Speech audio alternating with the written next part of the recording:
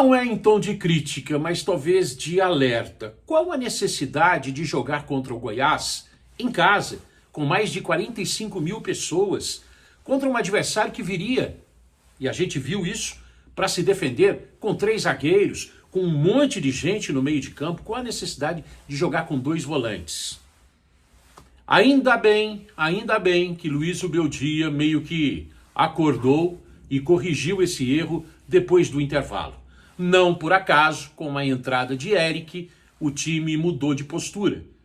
Eu fico imaginando um São Paulo com Eric numa ponta, Ferreirinha na outra, se não pode dar mais opções, abrir o campo, abrir a zaga adversária para conseguir a bola chegar com mais clareza para o Caleri, às vezes até para o Luciano, de repente para o Lucas.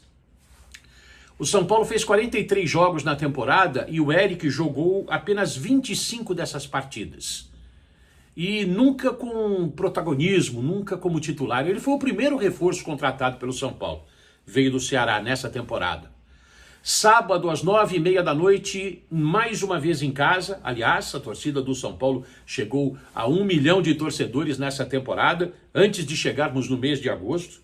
Sábado, às 9h30 da noite, vai ser contra o Flamengo.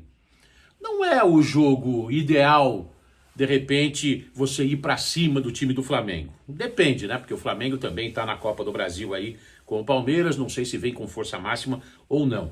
Mas o São Paulo, resumo da ópera, precisa perder o medo, assumir o protagonismo, sobretudo com equipes de menor poderio, como foi o caso de ontem. O São Paulo não precisava sofrer tanto. O São Paulo poderia assumir ele a responsabilidade e ir mais para cima. O Eric, de 26 anos de idade, precisa de mais espaço.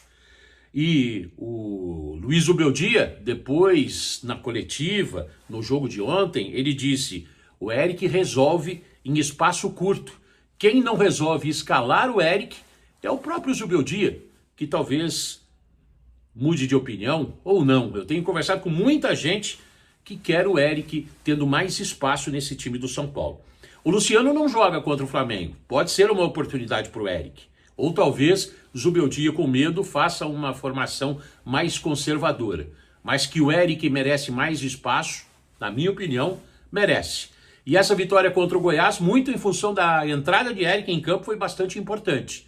2-0, o São Paulo pode até perder por 1 gol de diferença no jogo da volta, que chega às quartas de final da Copa do Brasil. Mas o São Paulo, Zubeldia, não pode ter medo. O São Paulo não tem esse DNA de medo.